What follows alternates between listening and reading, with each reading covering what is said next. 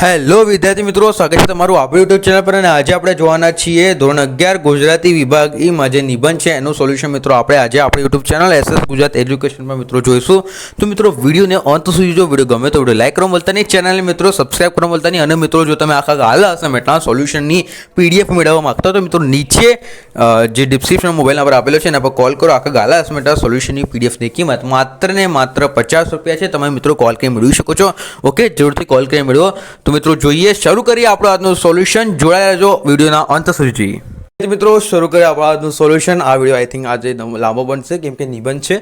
તો મિત્રો વિડીયોને અંત સુધી જો, કેમ કે આજે સમજૂતી છે એ માત્ર આપણી YouTube channel SS Gujarat education મિત્રો પ્રોવાઈડ કરે છે. ઓકે, તો વિડીયોને અંત સુધી જોજો. વિડીયો ગમે તે વિડીયોને લાઈક કરવા ભૂલતા નહીં, ચેનલને મિત્રો સબસ્ક્રાઈબ કરવા ભૂલતા નહીં. ઓકે, તો મિત્રો શરૂ કરીએ આપણું આજનું સોલ્યુશન. ધોરણ 11 ગુજરાતી ગાલા અસાઇનમેન્ટમાં વિભાગ ઈમાં જે નિબંધ છે તો એનું સોલ્યુશન મિત્રો આપણે આજે આપણી YouTube channel SS Gujarat education પર મિત્રો જોઈશું. તો વિડીયોને અંત સુધી જોયો. ઓકે, તો શરૂ કરીએ તે પહેલાં તમને જણાવી દઉં, જો તમે આખા ગાલા અસાઇનમેન્ટના સોલ્યુશનની મિત્રો પીડીએફ મેળવવા માંગતા હોય તો મિત્રો નીચે ડિસ્ક્રિપ્શનમાં જે મોબાઈલ નંબર આપેલો છે એના પર કોલ કરો. જે આખા ગાલા અસાઇનમેન્ટના સોલ્યુશનની પીડીએફ છે એ માત્ર ને માત્ર મિત્રો તમને ₹50 મળી જશે. તો મિત્રો જરૂરથી કોલ કરી મેળવો. ઓકે, તો શરૂ કરીએ આપણું આજનું સોલ્યુશન.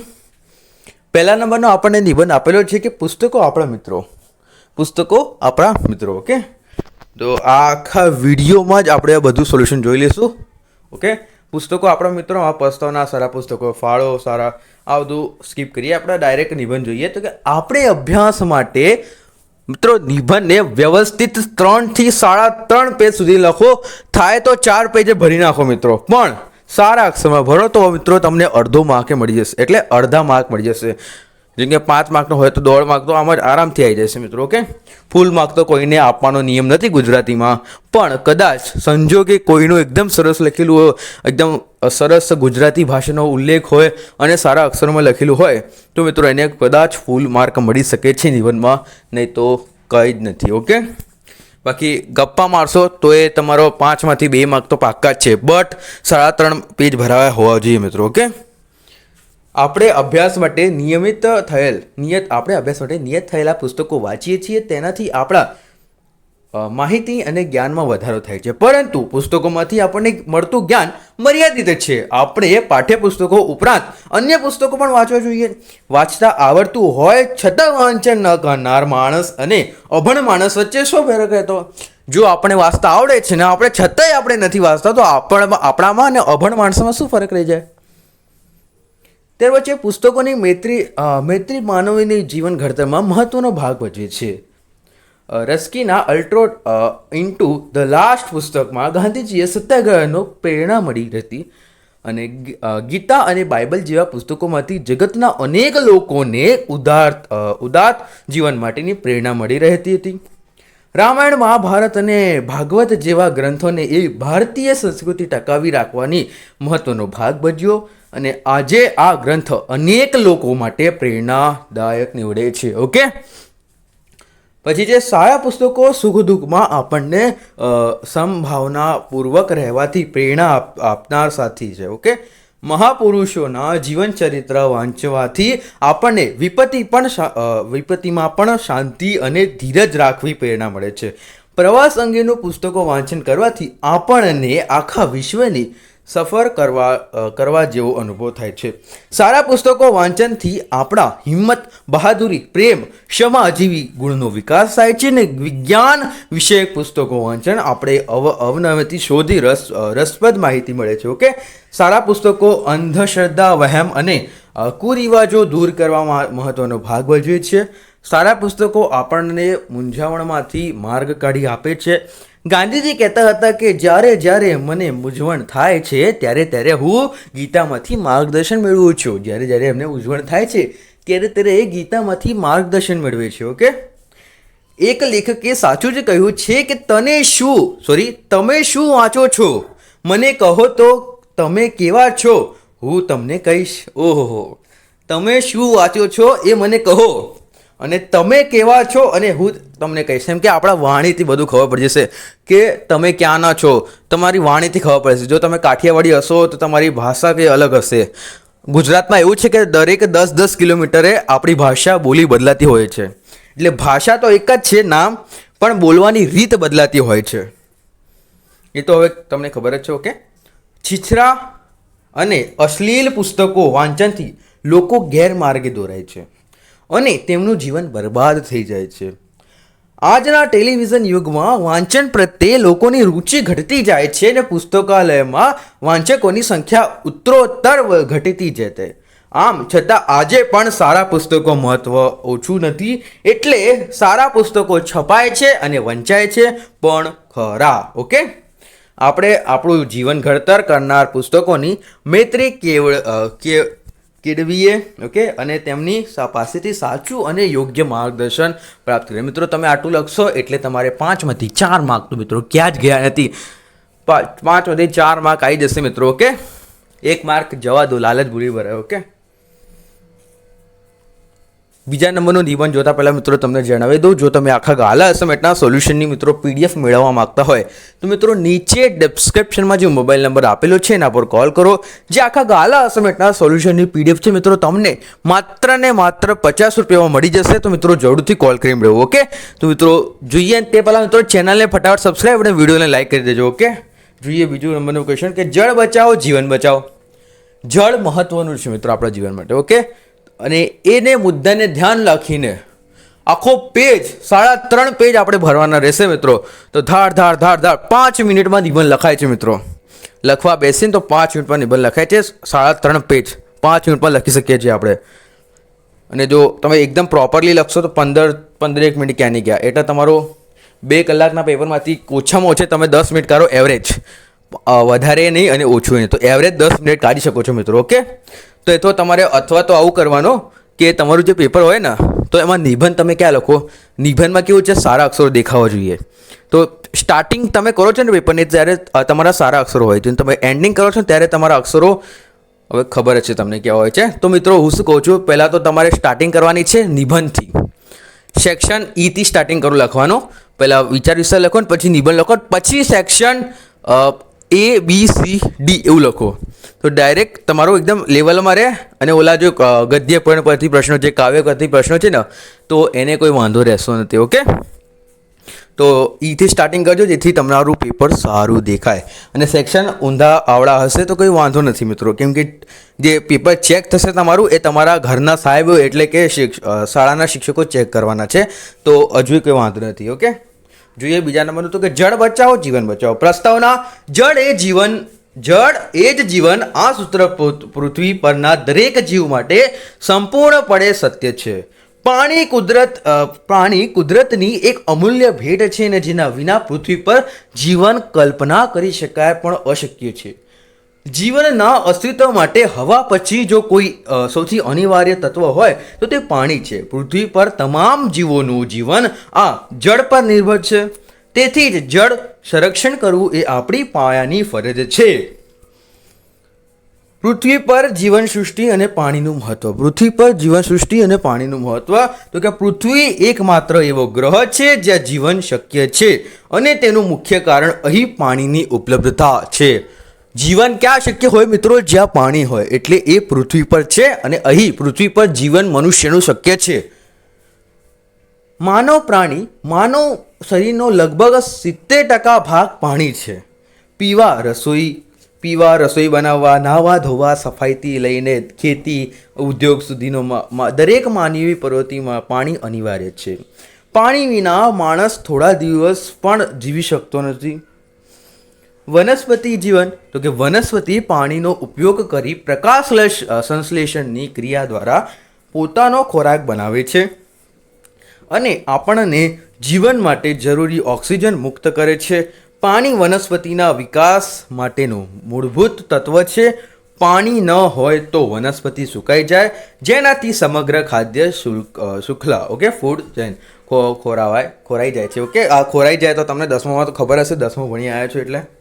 ઓકે, ત્યારબાદ જોઈએ મિત્રો સમગ્ર જીવન સૃષ્ટિ. પશુ પક્ષીઓ અને જળચર જીવો સહિત પૃથ્વી પરના તમામ જીવોનું અસ્તિત્વ પાણી પર નિર્ભર છે.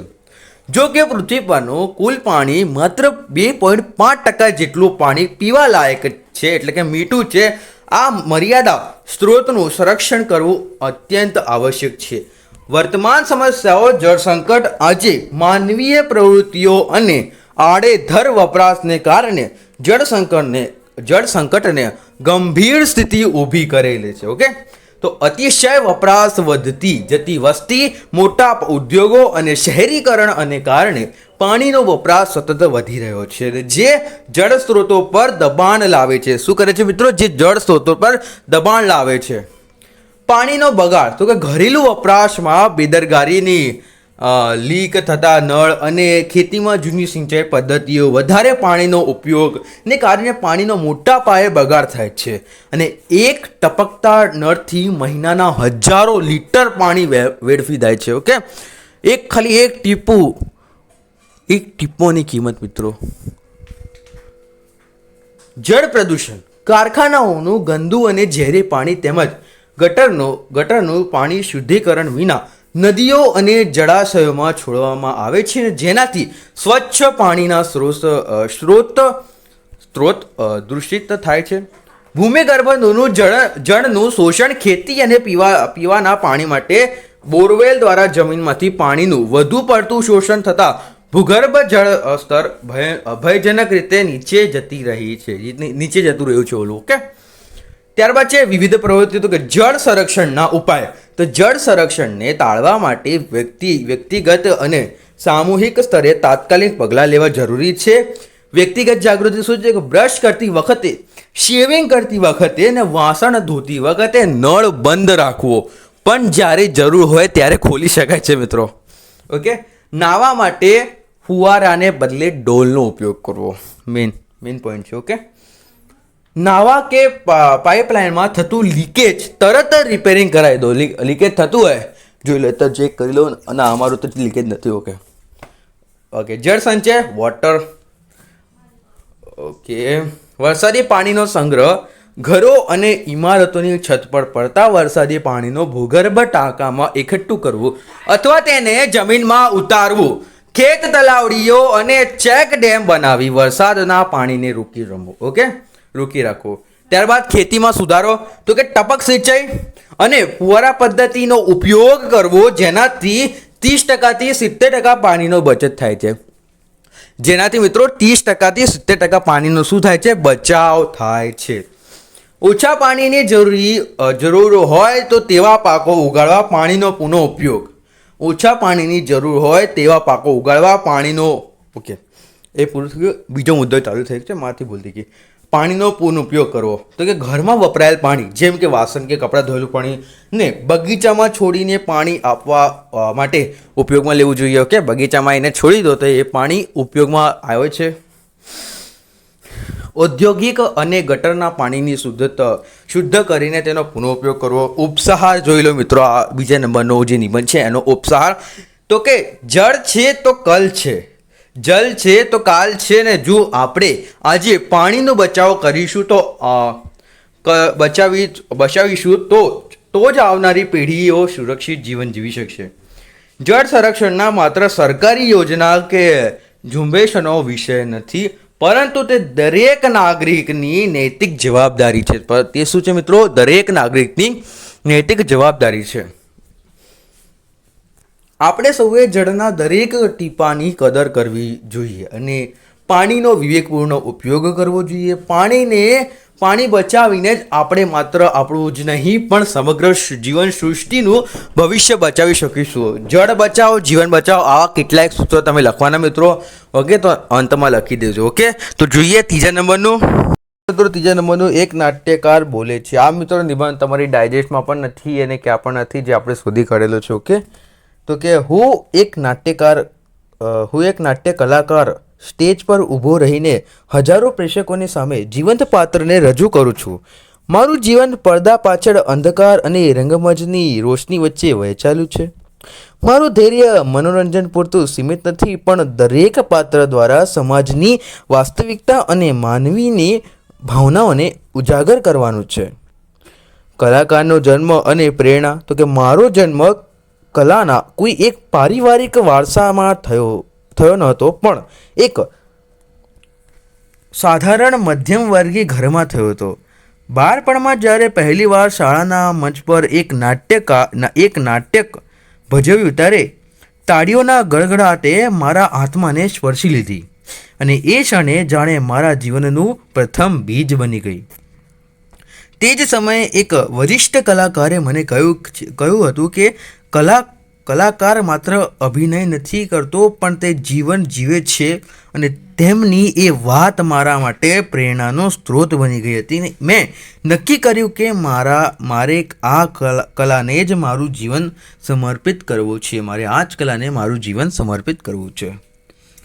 તો કે ત્યારબાદ છે પ્રથમ નાટક અને સંઘર્ષ. જે મુદ્દાઓ આપેલા છે, મુદ્દાઓનું સોલ્યુશન. તો કે મારી સફર સરળ નહોતી. મારા પરિવારની અપેક્ષાઓ અને કલાના ક્ષેત્રની અનિશ્ચિતતા વગેરે વચ્ચે મોટો સંઘર્ષ હતો. જ્યારે મેં મારું પ્રથમ નાટક ભજવ્યું ત્યારે તો નાનું અને સ્થાનિક હતું, પરંતુ મારા માટે હિમાલય સર કરવા સમાન હતું. ઓકે, શરૂઆતમાં કામ મળતું મુશ્કેલ હતું અને આર્થિક મુશ્કેલીઓ પણ હતી. ઘણીવાર રિહર્સલ માટે ભૂખ્યા પેટે જવું પડતું. લોકોની ટીકાઓ અને અવગણનાનો સામનો કરવો પડતો, પરંતુ સ્ટેજ પ્રત્યેનો મારો પ્રેમ અને કલાને જીવંત રાખવાની મને ટકાવી રાખતી નથી. સફળતા અને સુખના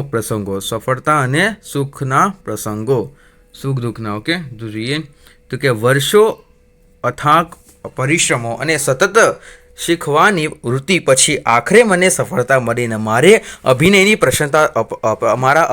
જે પ્રશંસા છે એ થવા લાગી, અને મને મોટા નાટકો અને પ્રયોગોમાં મુખ્ય ભૂમિકાઓ મળી અને પુસ્તકો અને સન્માન મળ્યો. ત્યારે મને લાગ્યું કે મારા સંઘર્ષ સફળ થયો છે. પરંતુ આ કલાકાર મારું જીવનમાં સુખદ પ્રસંગો એટલે કે સુખ દુઃખના પ્રસંગો પણ ઘણા આવ્યા. સ્ટેજ પર પાત્રના દુઃખ રડતી વખતે ખરાબ તબિયત હોવા છતાં શો રજૂ કરવાની મજબૂરી અને ઘણી અંગત જીવનના દુઃખોને ભૂલીને પ્રેક્ષકોને હસાવવાની કલાકારીની ફરજ, આ બધું જ કલાકારના જીવનનો ભાગ છે.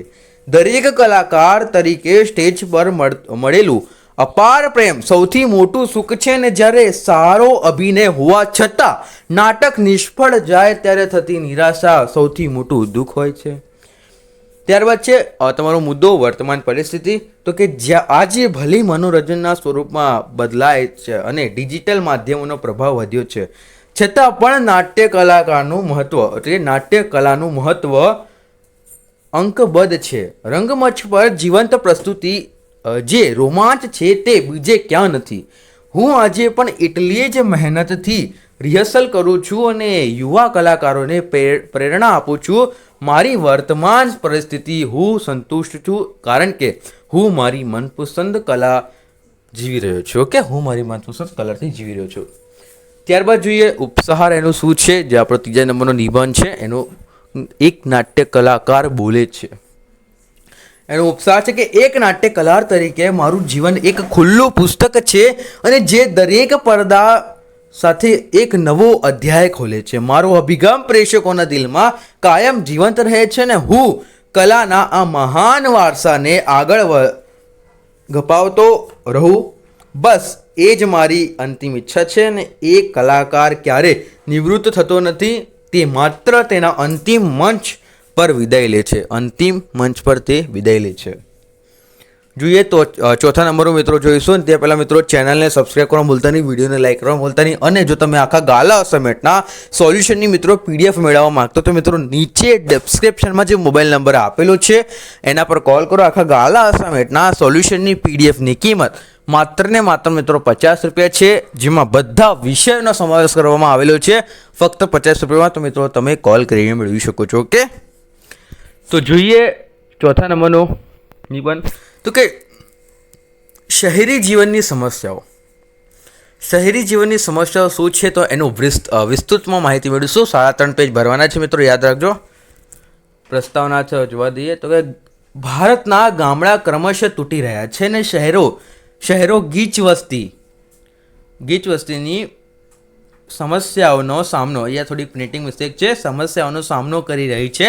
આવી સ્થિતિ ઊભી થવા માટે કેટલાક સંજોગો અને ગામડાના લોકોની શહેરી જીવન પ્રત્યેની ગેલછા શું જવાબદાર છે? આઈ થિંક તો પ્રિન્ટિંગ મિસ્ટેક જ છે. ગેલછા શું જવાબદાર છે? ચલ મન મુંબઈ નગરી જોવા, પૂછ વિનાની મગરી. નિરંજન ભગત. આવું કંઈક છે, આનો મતલબ નથી કદો. તો કે શહેરોના ભવ્ય અને ગગનચુંબી મકાનો, આલીશાન બંગલા, વિશાળ રાજમાર્ગો, રંગબેરંગી વાહનો, ચમકદાર આધુનિક અને વિશાળ દવાખાના, ઓફિસો, બેંકો, સિનેમાગૃહો, નાટ્યગૃહો, સારી શિક્ષણ સંસ્થાઓ, સુવ્યવસ્થિત બાગ બગીચા, અધ્યયન હોટેલો, સમૃદ્ધ ગ્રંથાલયો, ભવ્ય મંદિરો, ઐતિહાસિક ઇમારતો વગેરે કોઈ પણ માણસના મનમાં શહેરનું આકર્ષણ જગાડવા માટે પૂરતા જ છે. શહેરમાં સુખ સગવડના અને મોજ શોખના અનેક સાધનો સરળતાથી મળી રહે છે ને મોટા બજારો અને અદ્યત દુકાનદારો જે જોઈએ તે મળી રહે છે.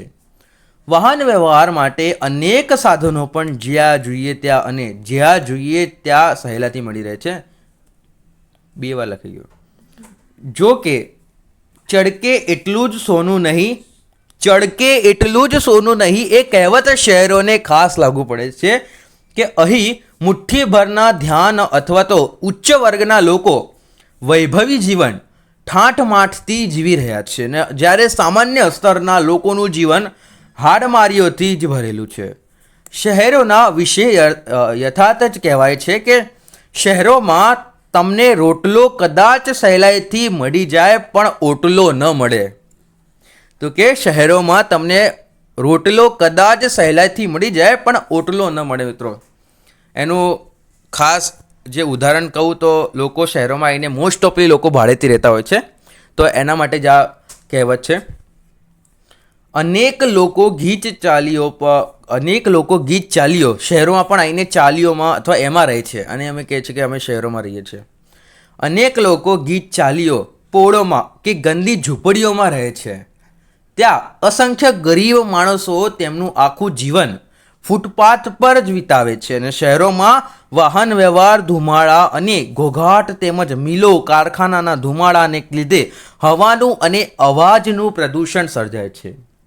કેમિકલ્સના કારખાના હજારો ગેલન્સ પ્રદૂષણને પાણી રોજ નદીઓમાં ઠાલવે છે ને આથી શહેરોમાં શુદ્ધ પાણી, ચોખ્ખી ઘી, દૂધ, શાકભાજી અને ખાવા પીવાની ચીજો મળવાની મુશ્કેલ છે. તેથી શહેરમાં વસતો માનવી બ્લડ પ્રેશર, ડાયાબિટીસ, ડિપ્રેશન વગેરે જેવી જાતના રોગોથી ભોગ બને છે. તો શહેરોમાં બાળકો માટે રમતગમતના મેદાનો નથી. વહેલી સવારે કામ ધંધા માટે નીકળેલા માણસો મોડી સાંજે ઘર પાછો આવે છે અને આથી પરિવાર માટે સમય ફાળવી શકતો નથી. મોંઘવારીના ચક્કરમાં પીરસતા ગરીબ અને મધ્યમ વર્ગના માનવીની સ્થિતિ અતિશય દયાજનક હોય છે ને શહેરમાં સામાન્ય માનવીનું માનસિક તાણ, લઘુતા ગ્રંથિ અને હતાશામાં જીવતો હોય છે. મિત્રો આ નિબંધ પણ પૂરો થાય છે. આટલું લખશો તો તમને 4 માર્ક પાકા છે. 6 માર્કનો હોય તો 5 માર્ક પાકા છે. મેં જોયું નથી કેટલા માર્કનું છું, ચેક કરી લો. આઈ થિંક 5 માર્કનું જશે.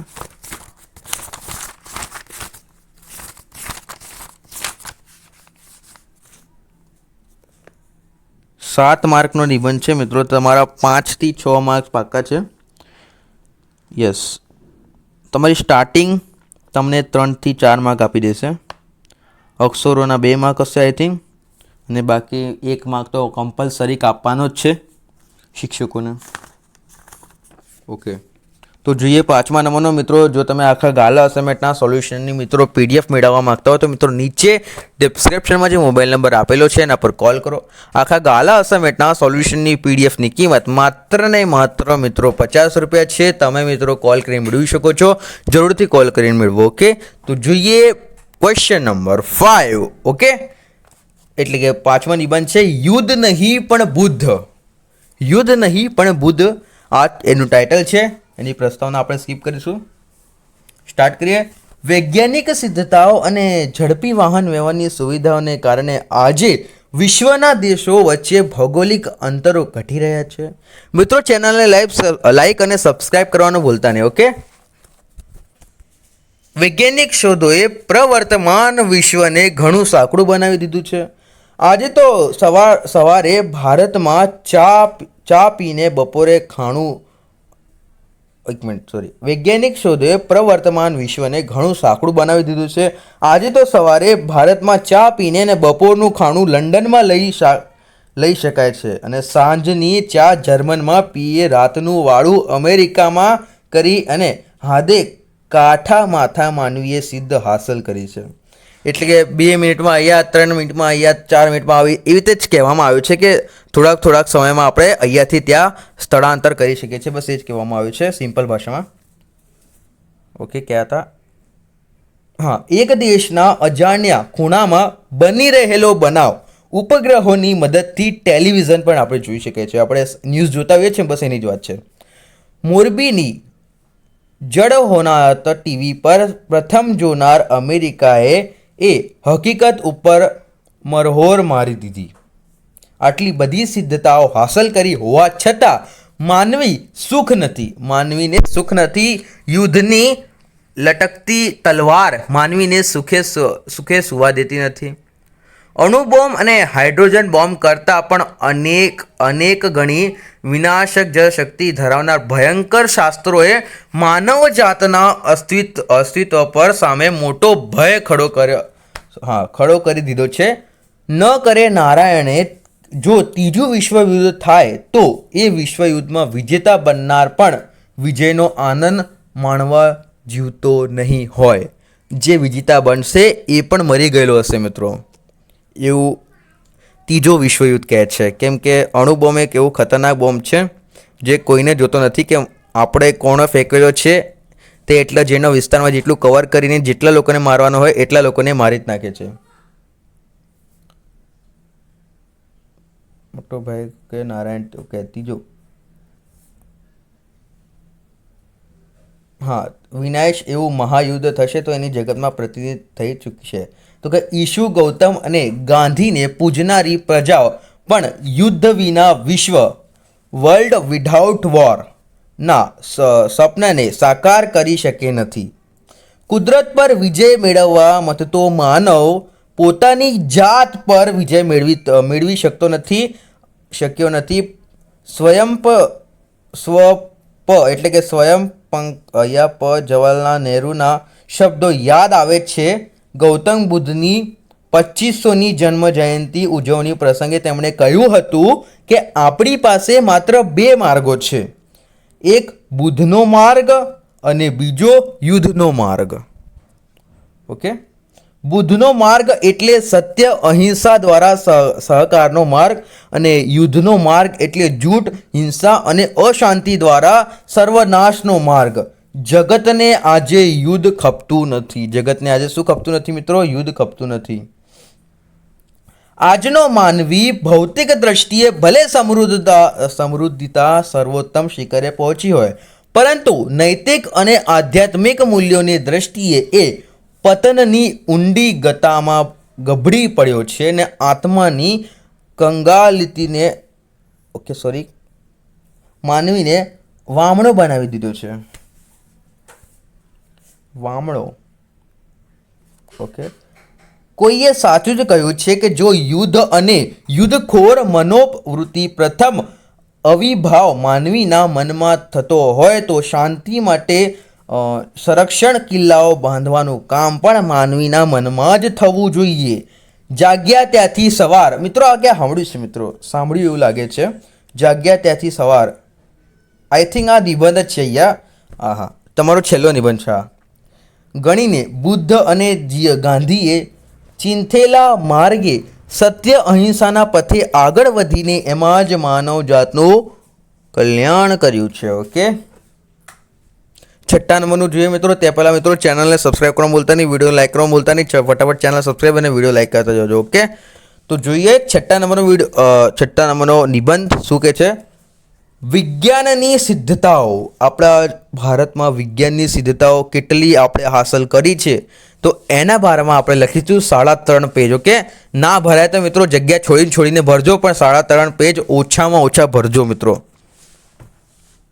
ઓકે, ના ભરાતું હોય તમારાથી એવું હોય તો થોડીક એક જેમ કે એક લીટીમાં હોય તો તમારે એક લીટીમાં 7થી જો તમે 10 શબ્દો લખતા હોય તો તમારે છ શબ્દો લખવાના. જગ્યા થોડીક મોટી મોટી અને સરખી જગ્યા મૂકશો તો જ તે સારું દેખાશે. એમ નિયમ છે.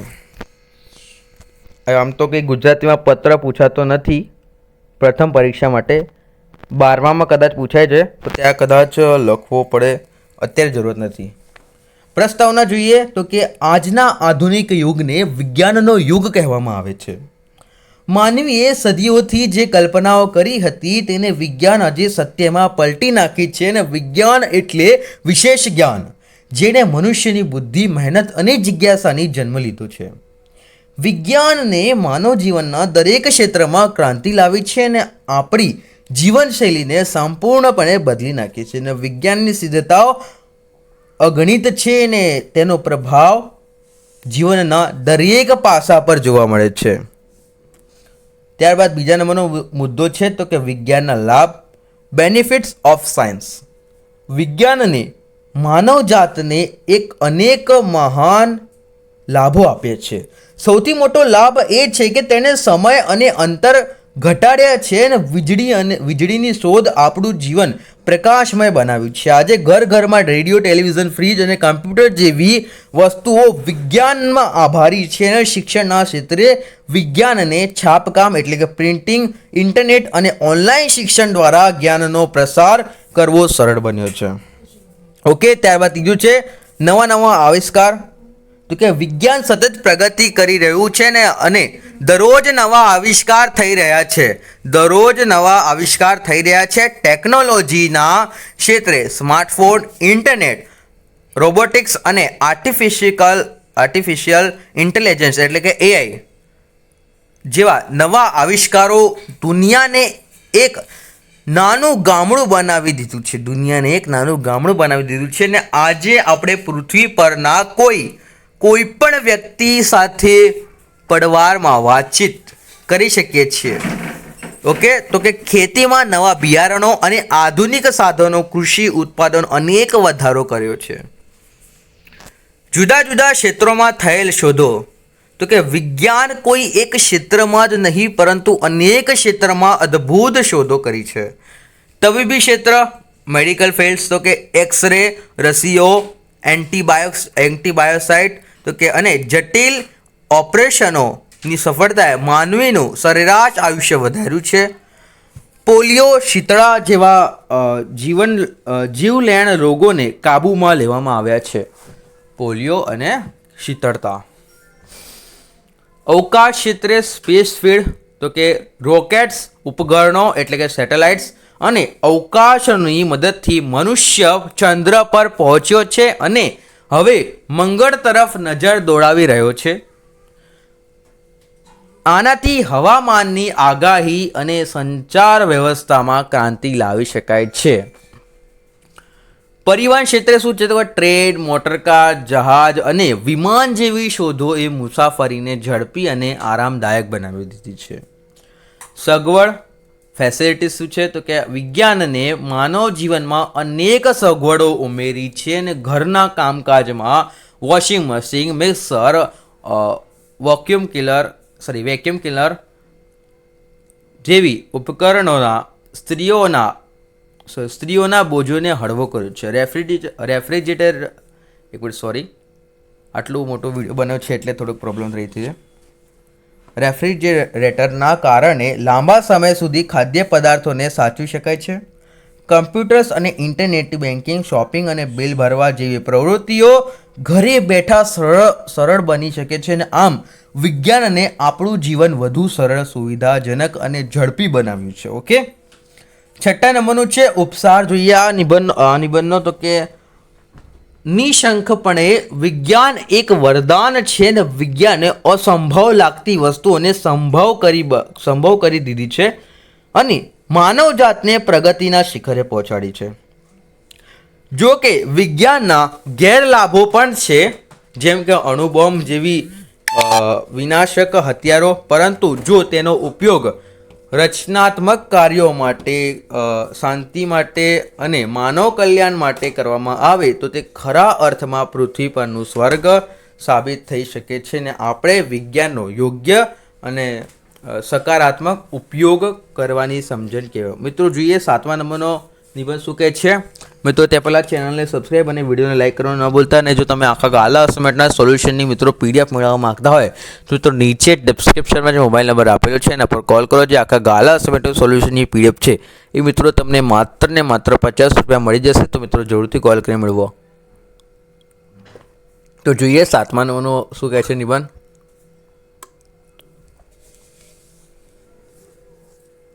મારા આદર્શ શિક્ષક. મારા આદર્શ શિક્ષક.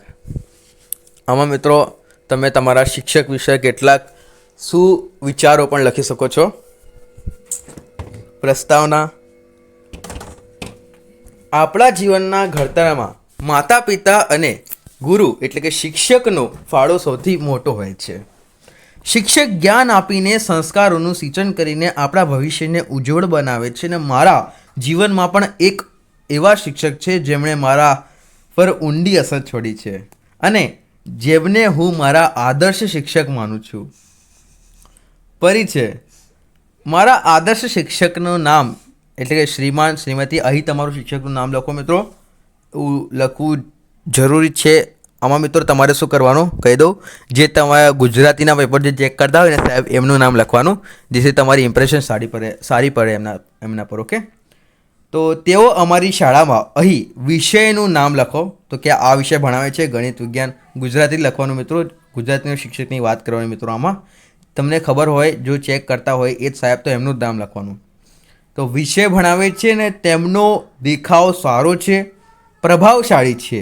તેઓ નિયમિત સમયના પાબંદે હંમેશા હસમુખા હોય છે. તેમને જોતા જ વિદ્યાર્થીઓમાં એક પ્રકારનો ઉત્સાહ આવી જાય છે. તેમની શિક્ષણની પદ્ધતિ કે ટીચિંગ મેથડ શું છે જોઈએ. કે તેમની શિક્ષણ પદ્ધતિ ખરેખર અદ્ભુત છે. તેઓ વિષયને એટલો જ સરળ અને રસપ્રદ બનાવી દે છે. અઘરામાં અઘરો મુદ્દો પણ તે સરળતાથી સમજાઈ જાય છે. તેઓ માત્ર પુસ્તકીય જ્ઞાન નહીં આપતા પણ જીવનના વ્યવહારિક ઉદાહરણો દ્વારા સમજાવે અને વળી ભણાવતી વખતે તેઓ પ્રશ્નો પૂછે છે અને જૂથમાં પ્રવૃત્તિ કરાવે છે. વિદ્યાર્થીઓને બોલાવે અને તક આપે છે અને આના કારણે આમનો વિષયનો ડર દૂર થઈ જાય છે અને અમને આનંદ સાથે તે શીખવે છે. તો કે ઇતર પ્રવૃત્તિમાં રસ, ઇન્ટરેસ્ટ ઓફ ઓર્ડર એક્ટિવિટીઝ. તો કે આદર્શ શિક્ષક માત્ર વર્ગખંડ પૂરતો જ સીમિત નથી. તેઓ રમતગમત, સાંસ્કૃતિક કાર્યક્રમો, ચિત્રકામ અને વિજ્ઞાન મેળા જેવી ઇતરત પ્રવૃત્તિઓમાં પણ ખૂબ રસ લે છે. તેઓ અમને જુદી જુદી સ્પર્ધાઓમાં ભાગ લેવા માટે પ્રોત્સાહન કરે છે અને જરૂરી માર્ગદર્શન પૂરી પાડે છે. તેમના પ્રયત્નો અમારી શાળાએ ઘણી સ્પર્ધામાં સફળતા મેળવી છે. ઓકે. પછી સ્નેહભર્યો વ્યવહાર. શિક્ષકનો સ્નેહભર્યો વ્યવહાર. તો કે જોઈએ તેમનો સ્વભાવ ખૂબ જ સ્નેહભર્યો અને માયાળુ છે. તેઓ દરેક વિદ્યાર્થીઓ સાથે સમાન વ્યવહાર કરે છે. જો કોઈ વિદ્યાર્થી નબળો હોય તો તેને સમજાવવા પાછળ હોય તો તેમને ઠપકો આપવાને બદલે શાંતિથી સમજાવે છે અને વધારાનો સમય ફાળવે છે. તેઓ નજરમાં ડર નહીં પણ આદર અને પ્રેમથી લાગણી હોય છે. તેઓ અમારા મિત્રો માર્ગદર્શનને ફીલ સૂચવે છે. ઓકે. માર્ગદર્શન અને ફીલ સૂચવે છે. આદર્શ જીવન, આઇડલ લાઈફ. તો કે તેઓ માત્ર સ્કૂલમાં જ નહીં પણ અંગત જીવનમાં પણ એક આદર્શ જીવન જીવે છે. તેમનું જીવન સાદગી, પ્રામાણિકતા અને સખત મહેનતનું ઉત્તમ ઉદાહરણ છે. એક મિનિટ જોઈ લઈએ. Okay, start. તેઓ હંમેશા સમયનું મૂલ્ય સમજાવે છે અને નિયમોનું પાલન કરે છે. તેમનું વ્યક્તિત્વ અમારા બધા માટે પ્રેરણા સ્ત્રોત છે, જે અમને માત્ર સારા વિદ્યાર્થી નહીં પણ સારા નાગરિક બનવાની પ્રેરણા આપે છે. સારા વિદ્યાર્થી નહીં પરંતુ સારા નાગરિક બનવાની પ્રેરણા આપે છે. ત્યારબાદ જોઈએ આનો ઉપસાર શું છે નિબંધનો, તો કે શ્રીમાન શ્રીમતી એમનું તમારા શિક્ષકનું નામ લખો. માત્ર એક શિક્ષક નહીં પણ મારા માટે એક પ્રકાશ સ્તંભ સમાન છે. તેમણે આપેલા સંસ્કાર, જ્ઞાન અને માર્ગદર્શનના મારા જીવનની સૌથી મોટી મૂડી છે. હું પ્રાર્થના કરું છું કે દરેક વિદ્યાર્થીને તેમના જેવા આદર્શ શિક્ષકનું માર્ગદર્શન મળે અને હું હૃદયપૂર્વક આભાર માનું છું અને તેમના દીર્ઘાયુષ્યની કામના કરું છું. ઓકે, તો મિત્રો જોઈએ એના પછીનો નિબંધ. મિત્રો ચેનલને મિત્રો સબસ્ક્રાઇબ કરવા ભૂલતા નહીં, વિડીયોને લાઈક કરવા ભૂલતા નહીં. ઓકે, અને જો તમે આખા ગાલા અસાઇનમેન્ટના સોલ્યુશનની મિત્રો PDF મેળવવા માંગતા હોય તો મિત્રો નીચે ડિસ્ક્રિપ્શનમાં જે મોબાઈલ નંબર આપેલો છે એના પર કોલ કરો. જે આખા ગાલા અસાઇનમેન્ટના સોલ્યુશનની PDF છે મિત્રો તમને માત્ર ને માત્ર 50 રૂપિયા મળી રહેશે. મિત્રો જરૂરથી કોલ કરી મેળવો. ઓકે, તો જોઈએ 8મા નંબરનો નિબંધ. ચેનલને સબસ્ક્રાઇબ, વિડીયોને લાઈક કરવા ભૂલતા નહીં. ઓકે, તો કે શિયાળાની ગુલાબી સવાર. ઓહો, શિયાળાની ગુલાબી સવાર શું કહે છે? તો કે પ્રસ્તાવના જોઈએ.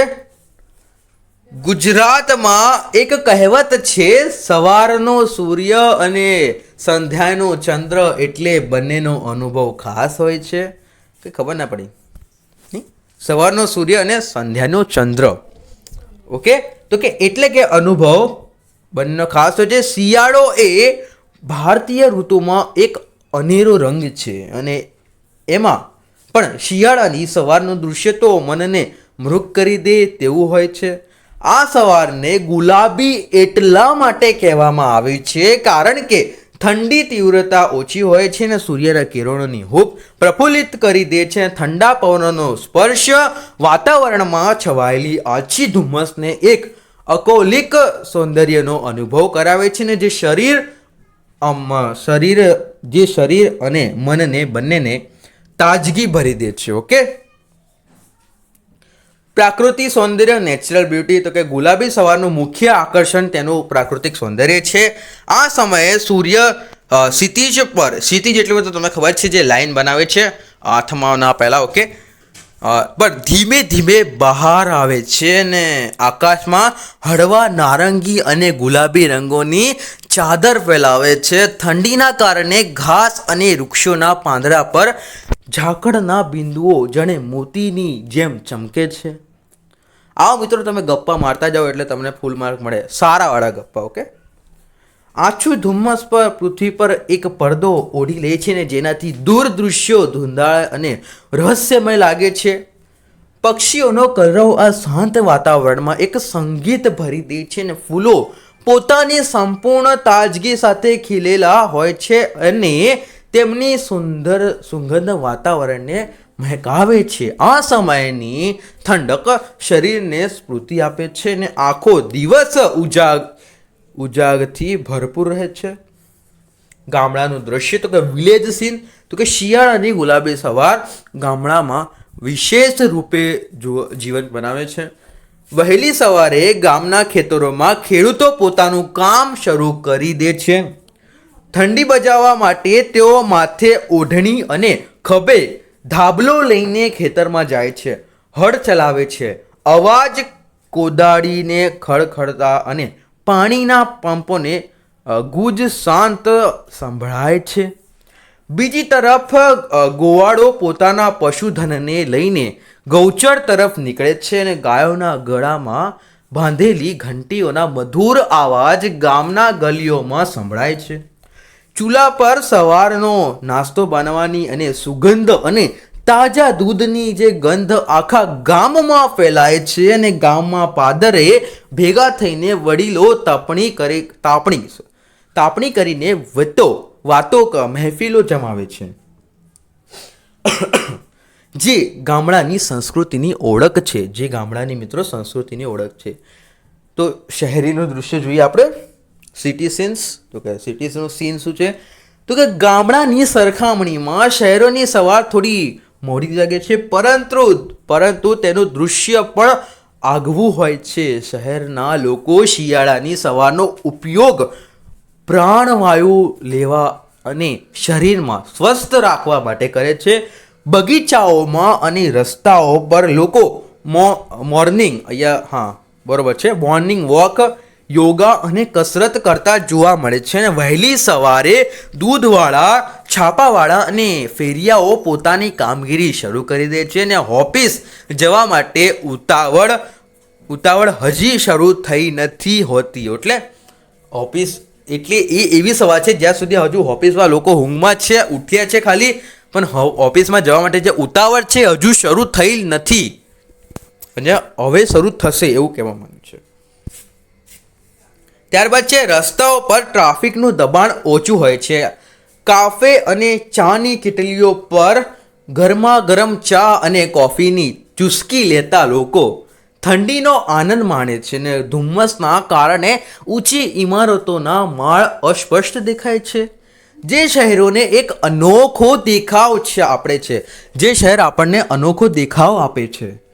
ઉપસાર તો કે ઉપસાર જોઈએ તો કે શિયાળાની ગુલાબી સવાર એ માત્ર દિવસની શરૂઆત નથી પણ એક સકારાત્મક ઉર્જાનો એક સ્ત્રોત છે. ઠંડી, ધુમ્મસ અને સૂર્યપ્રકાશનું આ અદ્ભુત મિશ્રણ મનુષ્યને કામ કરવા માટે પ્રેરણા આપે છે. આ સવાર ખેડૂતોને મહેનત કરવા, શહેરના માણસોને તાજગી મેળવવા અને દરેક જીવને જાગૃત થવા માટે સંદેશો આપે છે. પ્રકૃતિનું આ સુંદર સ્વરૂપ તો કે આપણને શીખવે છે જીવનમાં ગમે તેટલી મુશ્કેલીઓ હોય અથવા એટલે કે ઠંડી હોય. મિત્રો, ચેનલ સબસ્ક્રાઈબ કરવાનું ભૂલતા નહીં, વિડીયો લાઈક કરવાનું ભૂલતા નહીં. સકારાત્મકતા ગુલાબી સવાર સાથે તેનો સામનો કરવો જોઈએ. ખરેખર શિયાળાની ગુલાબી સવાર એક આનંદદાયક અનુભવ છે જેનું સૌંદર્ય કવિઓ અને ચિત્રકારો માટે સદા પ્રેરણારૂપ રહ્યું છે. 9મા નંબરનું છે નિબંધ. મિત્રો, જોતા પહેલાં ચેનલને મિત્રો સબસ્ક્રાઈબ કરવાનું ભૂલતા નહીં, વિડીયોને લાઈક કરવાનું ભૂલતા નહીં. ઓકે, 9મા નંબરનો નિબંધ જોઈશું. મેં જોયેલી એક દુર્ઘટના.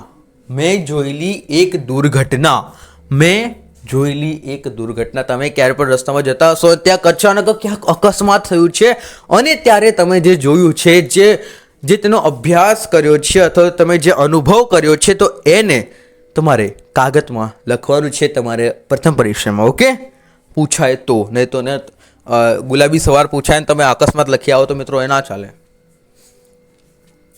તો જોઈએ તો કે દિવાળી આવે છે ત્યારે મારી સમક્ષ મેં જોયેલું એક ભયંકર આગનું દ્રશ્ય આજે પણ ખડું થઈ જાય છે. અને થોડા વર્ષ પહેલાંની એક દિવાળીની આ વાત છે. ઘેર ઘેર કોડિયા પ્રગટાવવામાં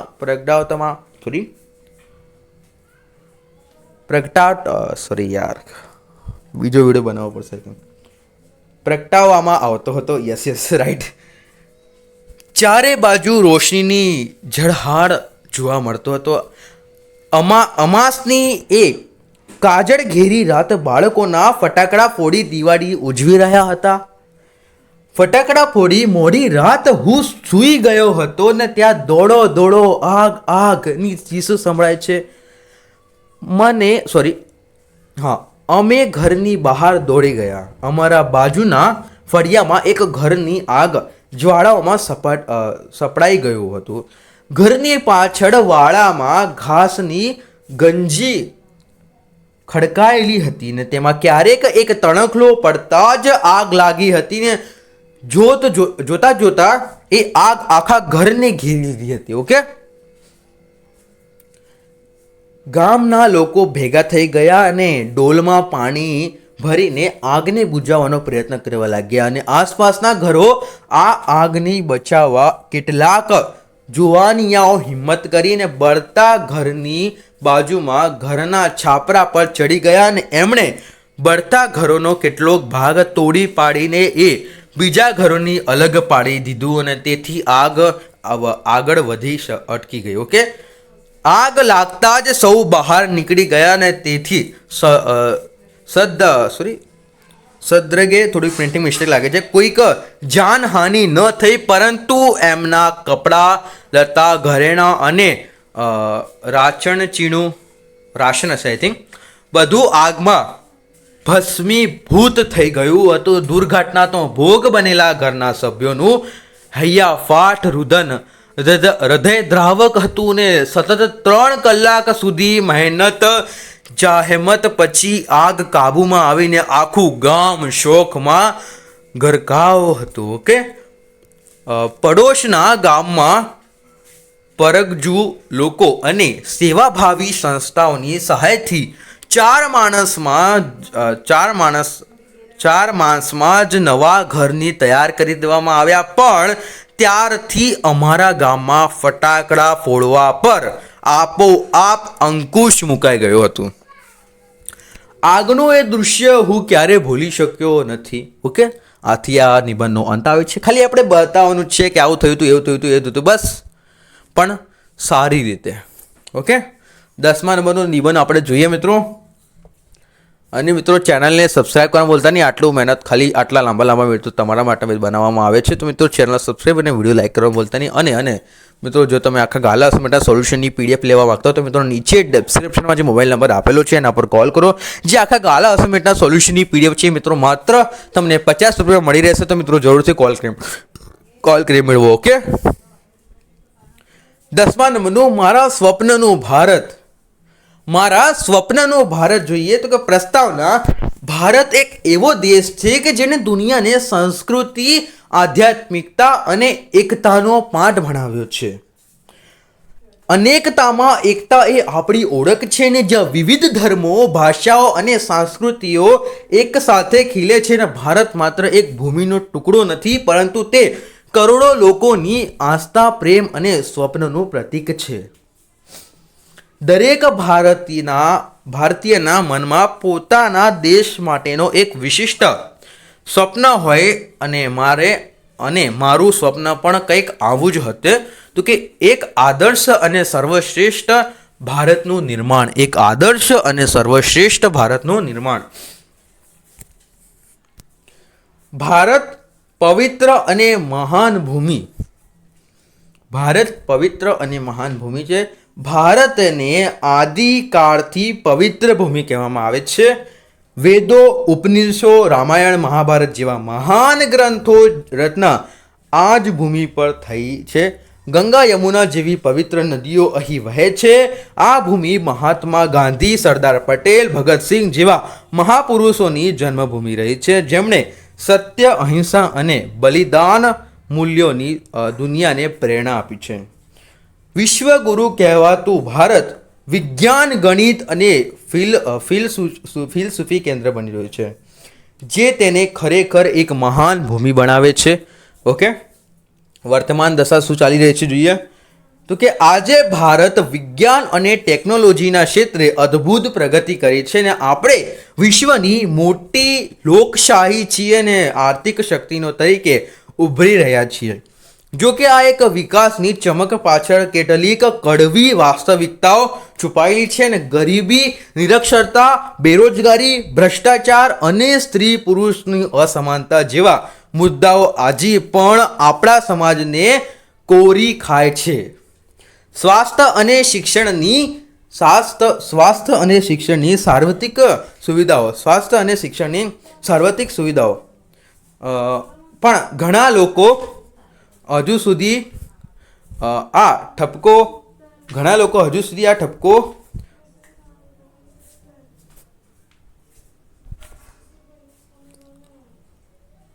હતા આપણે નિરક્ષરતા, બેરોજગારી, ભ્રષ્ટાચાર, સ્ત્રી પુરુષ અસમાનતા. ઓકે, ઘણા સુધી કોરી ખાય છે ને હજુ સુધી પહોંચે નથી. આ પડકારો આપણે આપણા સ્વપ્નિલ ભારતની પ્રાપ્તિ માટે વધુ મહેનત કરી પ્રેરિત છે.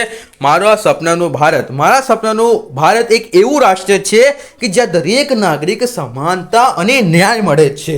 ભ્રષ્ટાચાર મુક્ત અને પારદર્શક શાસન. હું એક એવા ભારતનું સ્વપ્ન જોઉં છું કે જ્યાં સરકારી કામકાજમાં કોઈ લાંચ, રૂશ્વત ન હોય અને દરેક નાગરિક પોતાને કાયદા સમક્ષ સમાન ગણે. ઓકે, તો ગુણવત્તાયુક્ત શિક્ષણ અને આરોગ્ય. મારા સ્વપ્નના ભારતમાં દરેક બાળકને પછી ભલે તે ધનિક હોય કે ગરીબ હોય ઉત્તમ અને આધુનિક શિક્ષણ મળે. દરેક ગામડામાં આધુનિક સુવિધાનો સજ્જ હોસ્ટેલો હોય છે. સ્ત્રી સન્માન અને સુરક્ષા. તો કે સ્ત્રી સન્માન અને સુરક્ષા. તો કે હું એક એવા ભારતની કલ્પના કરું છું કે જ્યાં સ્ત્રીઓને સંપૂર્ણ સન્માન અને સુરક્ષા મળે અને જ્યાં દીકરીઓ રાત્રે પણ નિર્ભયપણે ફરી શકે અને દરેક ક્ષેત્રે પુરુષોની સાથે ખભે ખભે મિલાવીને કામ કરી શકે છે.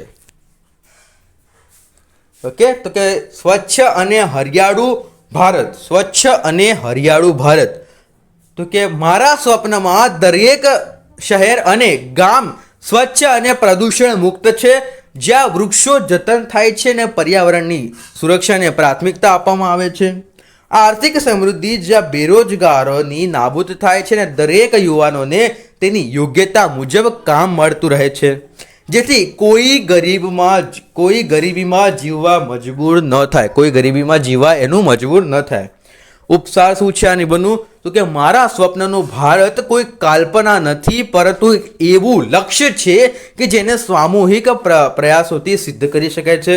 જો દેશનો દરેક નાગરિક માત્ર પોતાના અધિકારોની નહીં પણ ફરજોની પણ કાળજી લે તો આ સ્વપ્ન જરૂરથી સાકાર થશે ને આપણે બધાએ મળીને ભ્રષ્ટાચાર સામે લડવું પડશે, શિક્ષણનું મહત્ત્વ સમજાવવું પડશે અને પર્યાવરણનું રક્ષણ કરવું પડશે. મારું સ્વપ્ન એવા ભારતનું છે કે જે ફરીથી વિશ્વગુરુ બનીને દુનિયાને શાંત, પ્રગતિ અને માનવતાનો માર્ગ બતાવીને આપણને સૌ મળીને આ સ્વપ્નનો વાસ્તવિકતા બદલી શકાય છે. ઓકે, ત્યારબાદ જોઈએ મિત્રો 11મા નંબરનો જે નિબંધ આપેલો છે તમને એ જોઈશું. અને મિત્રો ચેનલને સબસ્ક્રાઈબ, વિડીયો લાઈક અને પીડીએફ મેળવવા માટે કોલ કરજો. ઓકે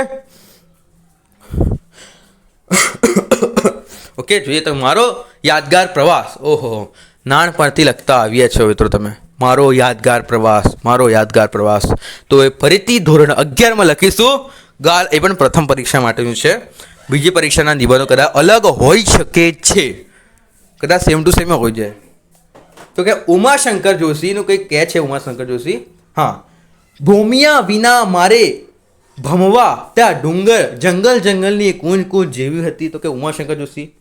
પછી જે બીજું કાકા સાહેબ કાલેકર શું કહે છે? તો કે પ્રવાસ એટલે અવગડો વેઠવા માટેની બાદશાહી સગવડ. જોઈએ નિબંધની શરૂઆત. પગપાળા પ્રવાસોનો આનંદ કંઈક ઓર છે. હું અને મારા મિત્રો દર વર્ષે 3-4 દિવસનો પગપાળા પ્રવાસ ખેડીએ છીએ ને ગયા વર્ષે દિવાળીની રજાઓમાં અમે કેટલાક મિત્રો ગિરનારની પરિક્રમા કરવા ગયા હતા.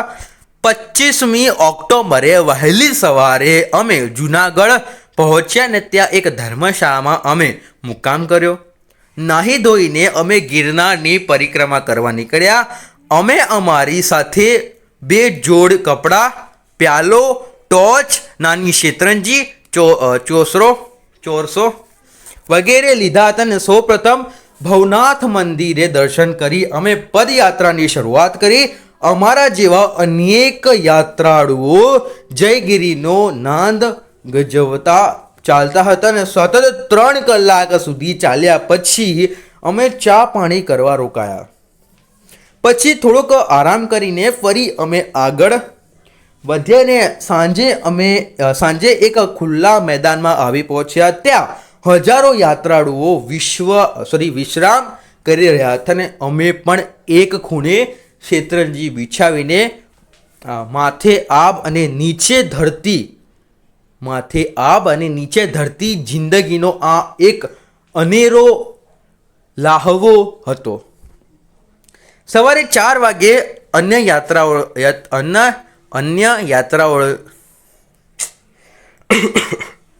યાત્રાળુઓની જેમ દરેક ક્રિયાઓ પતાવીને મિત્રો સમજી જાઓ શેની વાત થઈ રહી છે. અમે આગળથી યાત્રા શરૂ કરી. 3 દિવસમાં 3 પર્વતોની યાત્રા કરવાનો ખાસ મહિમા છે. અને બપોરે એક સદાવ્રતમાં અમે ભોજન કર્યું. થોડીક વાર આરામ કરી ફરી પાછી અમારી યાત્રા શરૂ થઈને સાંજે અમે હનુમાનજીના મંદિરે આવી પહોંચ્યા અને બાજુમાં એક ખેતર હતું. અહીં તો હજારો યાત્રાળુઓ સાથે અમે પણ વાડું કર્યું. વાડું એટલે મિત્રો સાંજનું ભોજન હતું, રાત્રિનું ભોજન. વાડું એટલે બોલવામાં થોડીક ભૂલ પડી રહી છે, લાંબો વિડીયો બની ગયો છે, 1 કલાક થઈ ગયો આઈ થિંક. તો કે રાત્રે ખુલ્લા મેદાનમાં સૂવાનો લાહવો છે, પણ અમે લીધો વહેલી સવારે. દૈનિક વિધિ તથા ચા નાસ્તા બાદ અમે પાછી પરિક્રમા શરૂ કરી.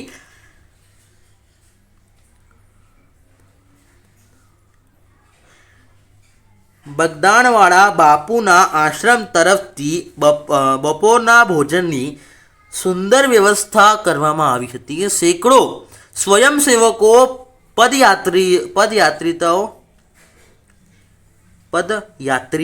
પદયાત્રીઓને પ્રેમથી જમાડ્યા હતા અને અહીંના જંગલમાં હજારો યાત્રિકો માટે ભોજનની વ્યવસ્થા કરાવી અને ઘણું કપરું કામ હતું. બાપા પ્રેમથી જમજો એવું કહીને તેઓ સૌને ભાવપૂર્વક ભોજન પીરસતા હતા. અને અન્નદાન એ શ્રેષ્ઠ દાન છે એ વાત મને અહીં સમજાઈ. ભોજન કર્યા પછી અમે ધીરે ધીરે આગળ વધ્યા. સાંજે અમે જુનાગઢ પાછા આવ્યા અને રાત્રે બસમાં બેસીને વહેલી સવારે અમે અમદાવાદ પહોંચ્યા. લોકોની ધાર્મિક ભાવના અને નિસ્વાર્થ સેવાવૃત્તિનું અને પ્રાકૃતિક સૌંદર્યનું વચ્ચે અમને પર્વતારોહણ અનેરો અનુભવ થયો. અને આ 3 દિવસના દરમિયાન અમને છાપું, રેડિયો કે ટીવીની ખોટ જરી કે સાલી નહોતી. અમારો આ ગિરનાર પ્રવાસ અમને હંમેશા યાદ રહેશે.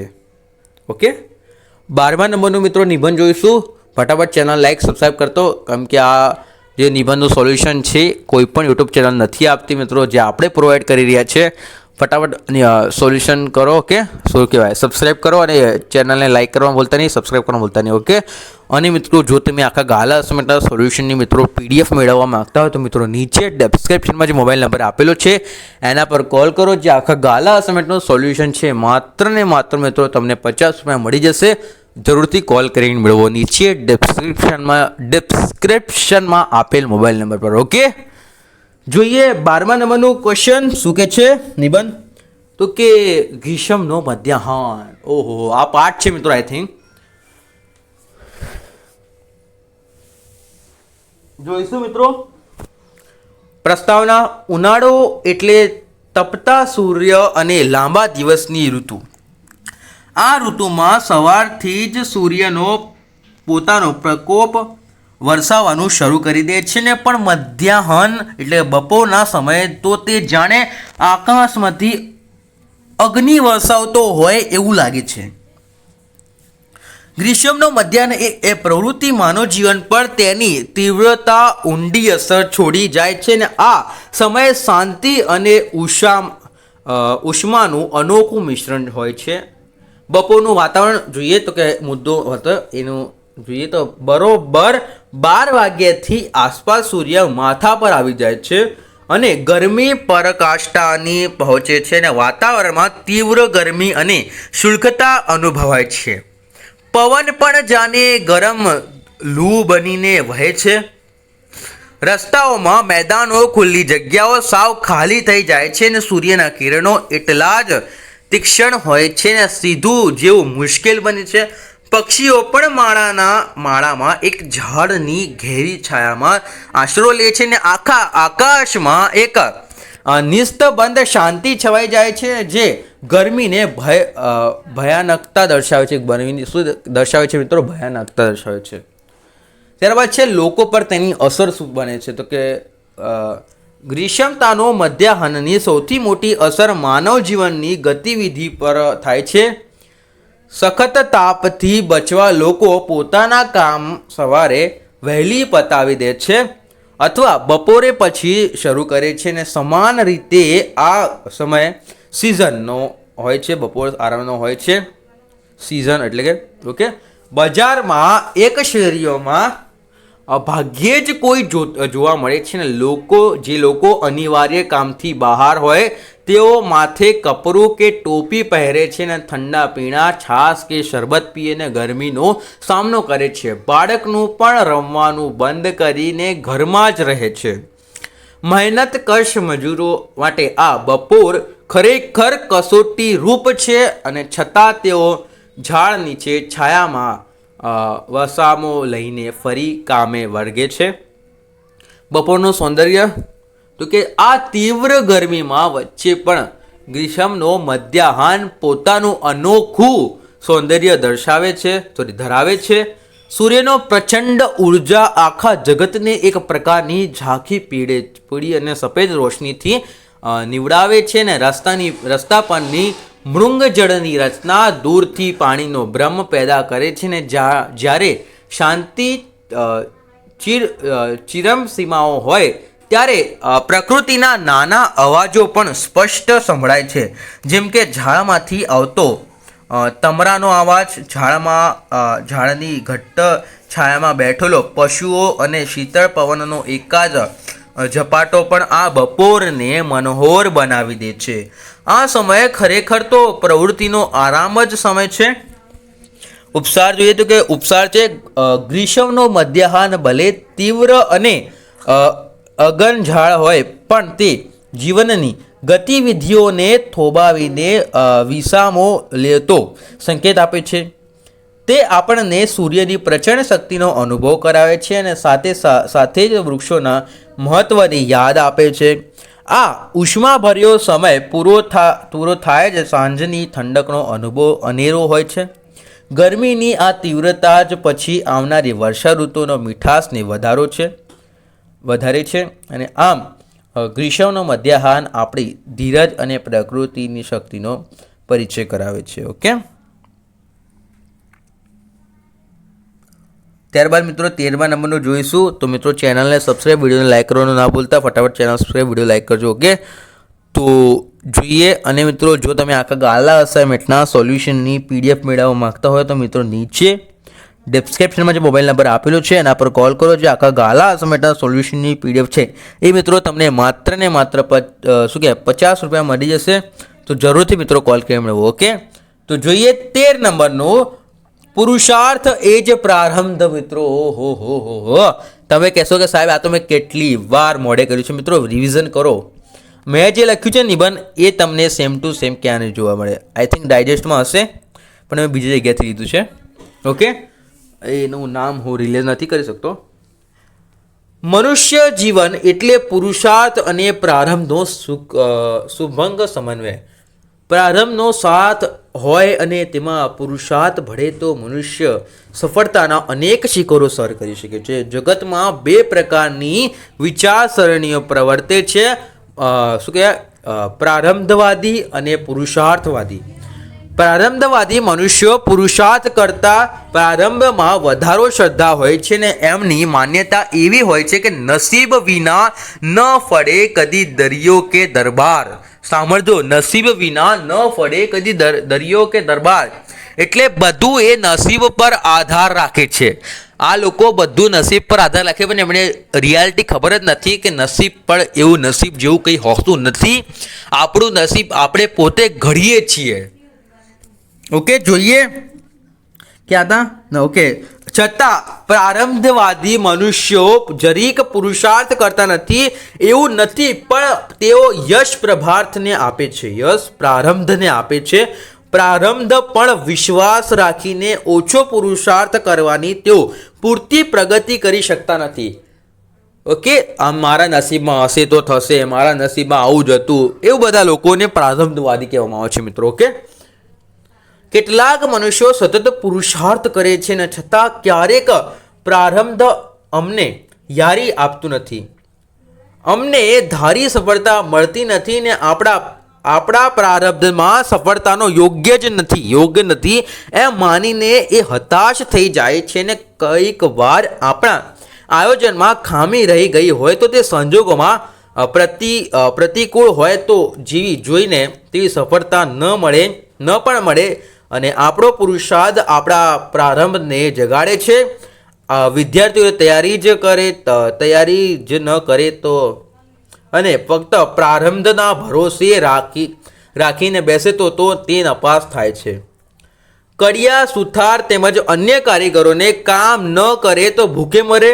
ખેડૂતો પ્રારંભને ભરોસે બેસી રહે તો પોતાના ખેતરમાં પૂરતી મહેનત ન કરે તો એમને સારો પાક ન મળે. પુરુષાર્થ કરવાથી જ નસીબ આડેનું પાતળું ખસેડી શકાય છે. આપણા પ્રારંભને પામવાનો પુરુષાર્થ સિવાય બીજો કોઈ માર્ગ નથી મિત્રો. ઓકે, કહેવામાં આવ્યું છે સખત મહેનત કરો, બસ એટલું જ કહેવામાં આવ્યું છે એમાં. ઉદ્યમી મનુષ્ય એકલા પ્રારંભને ભરોસે બેસી રહેતો નથી. તે એવું માને છે કે મનુષ્ય પોતે જ પોતાની ભાગ્ય વિધાતા છે અને આથી ઉદ્યમી મનુષ્યને પ્રબળ પુરુષાર્થ કર્યા છે અને તેને નિષ્ફળતા મળે છે તો પણ તે હારી કે થાકી જતો નથી. તેના પુરુષાર્થમાં તે પ્રારંભનો સાથ મળ્યા વિના રહેતો નથી. તે સિદ્ધના શિખરો પર સર કરી શકે છે. ગીતામાં ભગવાન શ્રી કૃષ્ણે કહ્યું છે કે તેમ કરેલું કાર્ય કદી એળે જતું નથી ને પ્રાચીન કાળમાં ઋષિમુનિઓ, તપસ્વીઓ તેમજ ભગવાન બુદ્ધ, મહાવીર, ઈસુ અને મધમ પયગબ્બર જેવા મહાપુરુષોએ સત્યની શોધ કરવા માટે આકરી તપસ્યા કરી હતી અને તેના પરિણામે તેઓ સત્યની શોધ કરી જગતના લોકોને જીવનનો સાચો રાહ ચીંધી શક્યા છે. અને ગાંધીજીના આ ભ્રમને લિંકન, નેપોલિયન અને બ્રોન્ડ શો વગેરે યુગ પુરુષોએ મેળવેલી સફળતાઓ તેમણે કરેલા પ્રબળ પુરુષાર્થને આભારી છે. આપણે જ આપણા ભાગ્ય વિધાતા છીએ. આપણે કોઈ ડૂબાડી શકે નથી કે કોઈ ઉગાડી શકે નહીં. જીવન સાફલ્યનું હાસ્ય પુરુષાર્થમાં જ રહેલું છે. પુરુષાર્થ એ જ પ્રારંભને જગાડે છે. પુરુષાર્થથી લલાટે જે રીતે પ્રસ્વેદ પાડે છે ને ઘણા પ્રારબ્ધને જળ છાંટીને એમ જગાડે છે. કહેવત પણ છે આપ સમાન બળ નહીં ને મેઘ સમાન જળ નહીં. આપ સમાન બળ નહીં ને મેઘ સમાન જળ નહીં. મિત્રો સમજી લેજો. 14મા નંબરનો છેલ્લો નિબંધ મિત્રો આવી ગયો. અને મિત્રો ચેનલને સબસ્ક્રાઇબ અને વિડીયોને લાઇક કરવાનું મિત્રો ભૂલતા નહીં. અને મિત્રો જો તમે આખા ગાલા અસાઇનમેન્ટના સોલ્યુશનની મિત્રો પીડીએફ મેળવવા માંગતા હોય તો મિત્રો નીચે ડિસ્ક્રિપ્શનમાં જે મોબાઈલ નંબર આપેલો છે એના પર કોલ કરો. જે આખા ગાલા અસાઇનમેન્ટના સોલ્યુશનની પીડીએફ છે મિત્રો તમને માત્ર ને માત્ર 50 રૂપિયામાં મળી જશે. તો મિત્રો જોરથી કોલ કરી મેળવી લો. ઓકે, તો જોઈએ 14મા નંબરનો પ્રશ્ન છે જાગ્યા ત્યારથી સવાર. જાગ્યા ત્યારથી સવાર શું છે? તો મુદ્દાઓ આપેલા છે. મુદ્દાઓ આપણે સ્કીપ કરીશું, જોઈશું ડાયરેક્ટ નિબંધ. જાગ્યા ત્યાંથી સવાર આ કહેવતને બીજી રીતે રજૂ કરવી હોય તો તે ભૂલ્યા ત્યાંથી ફરી ગણો. હા, શું કહે છે? તમે એકલા ગણતા હો તો તમે ગણતા 24 પર આવીને અટકી ગયા અને પછી શું કહે છે? ભૂલ્યા ત્યારથી ફરી ગણો. જાગ્યા ત્યારથી સવાર. વાહ, એમ કહી શકાય છે. તેનો અર્થ એવો થાય છે કે ક્ષણ આપણને ભૂલ સમજાવવા તે જ ક્ષણે આપણને નિખાલસતાની સ્વીકાર કરીને તેનો સુધારી લેવો જોઈએ. માણસ માત્ર ભૂલને પાત્ર. કોઈ પણ વ્યક્તિ સંપૂર્ણ હોતી નથી. એટલે રોજિંદા વ્યવહારમાં આપણાથી ભૂલો થાય પ્રિન્ટિંગ મિસ્ટેક ભૂલો થાય તે સ્વાભાવિક છે. ભૂલોનો સ્વીકાર કરવામાં આપણે ભૂલનું પુનરાવર્તન ન થવા દેવામાં સાચી મહેનત છે મિત્રો. થોડીક મહાનતા રહેલી છે. આથી આપણું હૃદય હળવું થઈ જાય છે ને ભૂલ સ્વીકારવાની માણસની લોકોના આદર અને પાત્ર બની રહે છે. પછી તે દરેક શબ્દ જોઈ વિચારીને બોલે છે અને દરેક ક્રિયાને સમજણપૂર્વક કરે છે. આથી તેની ભૂલોનું પુનરાવર્તન થતું અટકે છે ને તેનું જીવન ઉત્તીર્ણ શિખરો સર કરે છે.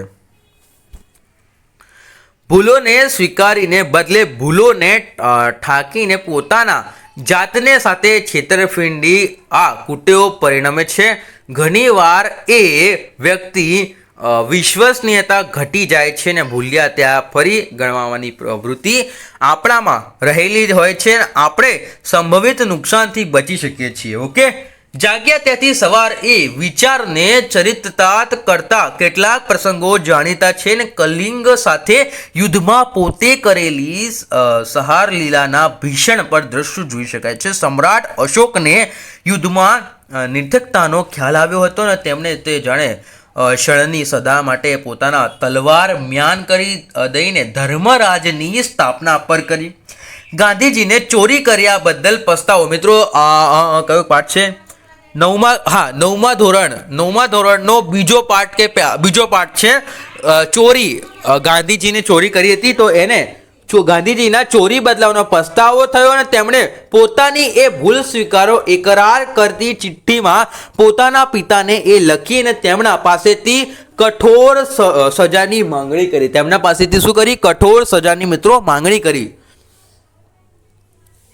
સુધારવા માટે અને નવી શરૂઆત કરવા માટે કોઈ પણ સમય મોડો નથી હોતો.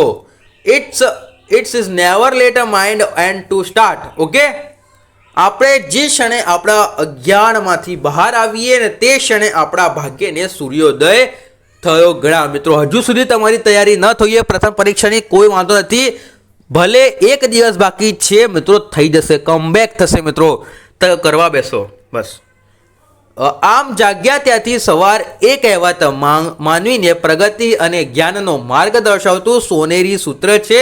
આપણને સમયસર આ સૂત્રના હાર્દને સમજી લઈએ અને સત્યના જ્ઞાન અને પ્રકાશ તરફ ગતિ કરીએ. ઓહો મિત્રો, આટલો લાંબો વિડીયો મિત્રો આપણો પૂરો થાય છે નિબંધનો. મિત્રો જો તમે આખા ગાલા અસાઇનમેન્ટના સોલ્યુશનની પીડીએફ મેળવવા માંગતા હો તો મિત્રો નીચે ડિસ્ક્રિપ્શનમાં જે મોબાઈલ નંબર આપેલો છે એના પર કોલ કરો. જે આખા ગાલા અસાઇનમેન્ટના સોલ્યુશનની પીડીએફ છે એ માત્ર મિત્રો તમને 50 રૂપિયા મળી જશે. તો મિત્રો જોરથી કોલ કરી મેળવો. ઓકે, તો મિત્રો ચેનલ સબસ્ક્રાઈબ અને વિડીયો લાઈક કરવાનું ભૂલતા નહીં. મળીએ હવે પરીક્ષા નંબર 2 એટલે કે બીજી પરીક્ષામાં મળીશું મિત્રો. આ છેલ્લો વિડીયો હતો આખા ગાલા અસાઇનમેન્ટનો. ઓકે, તો મળીશું બીજી પરીક્ષામાં સારા માર્ક લાવો એવું શુભેચ્છા છે પાઠવી છે તમને. ઓકે.